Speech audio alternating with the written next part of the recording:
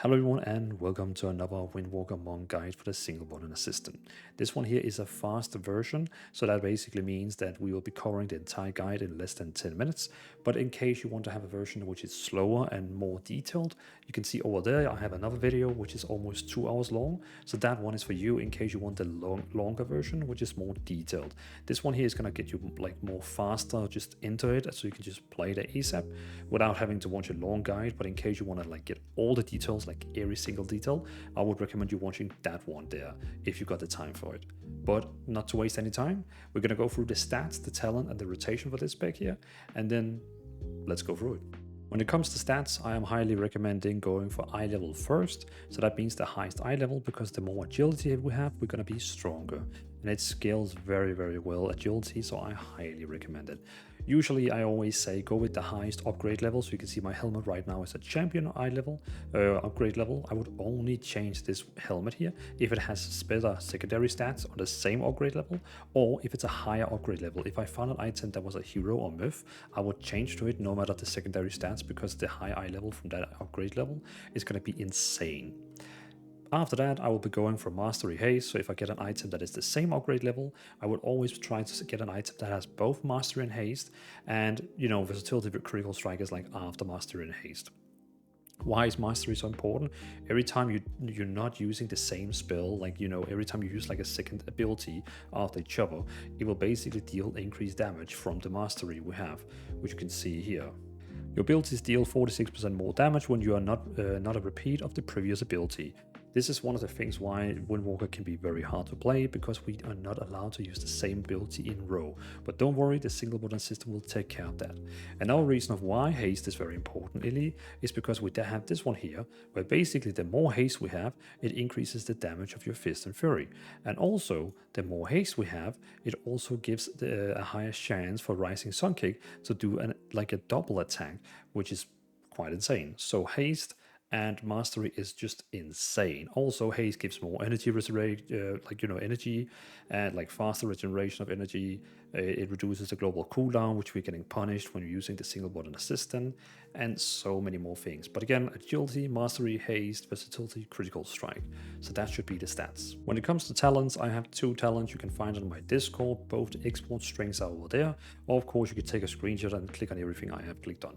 This dungeon build, so basically I have a dungeon build and a raid build. Dungeon build is for multiple targets, which is really great for leveling, questing, dungeons, delves, anything. But raid build is totally made for dealing more damage to the current target you have, like just the target you're attacking, like raid bosses. So this one here, this raid build here, I only recommend for using in raid, or if you're going to go into a dungeon where, you know, the last boss or something like that is going to be really tough. But the dungeon build is still better for anything else, because it's focused on dealing damage to everyone around you, more AoE damage, and so on. But again, raid build is for single target damaging, very nice for that, and the dungeon build is for purely killing everyone around you, dealing most maximum damage in delve dungeons, and it's also super great for for leveling as well. But the best dungeon build, and then we also have the raid build.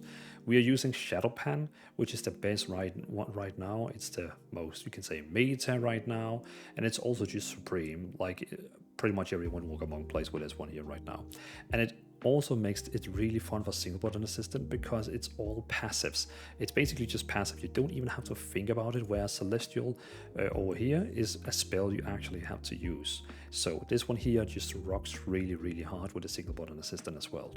But again, as I mentioned before, we have a raid build, we have a dungeon build, and so on. If you want me to go more into the details with this build here, again, you have to watch the longer video where I go through every single talent tree in here and tell you why we are picking all the things we pick.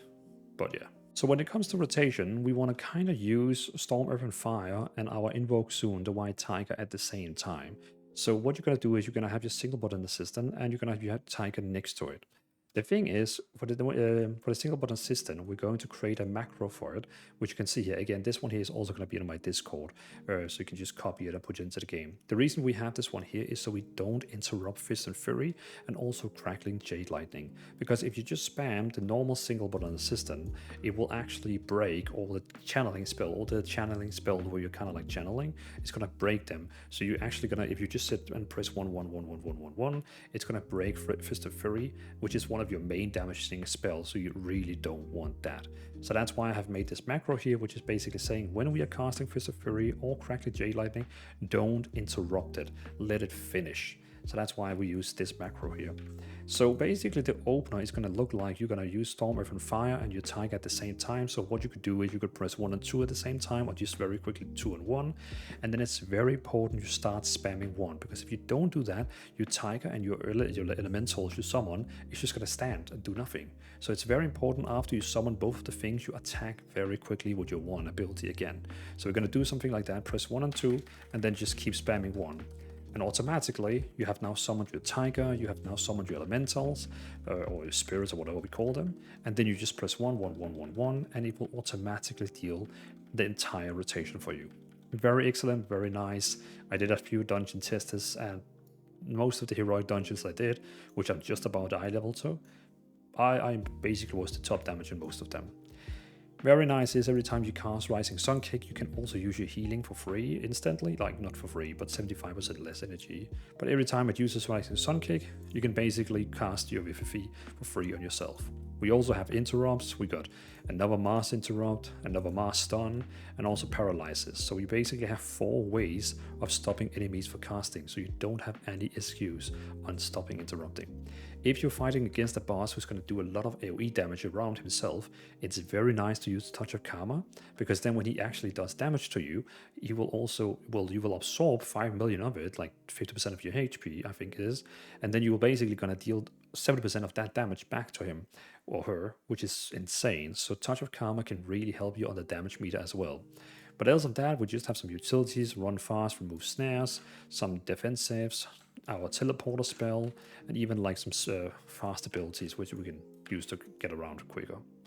So that's basically the entire rotation. You have your 1 you're spamming, you have your number 2, which is your big cooldown, and then you have some healing, a lot of interrupts, and some utilities.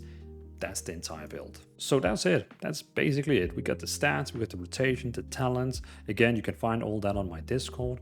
And this is my very first video where I'm talking about all of this in a very quick format. So please let me know in the comments, what do you think I should be doing differently? Because I am used to doing the long formats now, which I think we have nailed pretty well. But this is the first short one. So please let me know, what do you think? Should we do something differently? Should I talk about this while doing a dungeon gameplay in the background? Give me any idea on how I can make this better format. Again, I just went into it, and because I did a poll and everyone said make a shorter format as well with the long format next to it. So I'm always going to do a long one and a short one, but I have no idea on how to actually execute the short one. But this is my first attempt of doing a short one, but I really would like all of your comments your comments on how we should make these shorter ones. So thanks for watching. I'll see you in the next guide.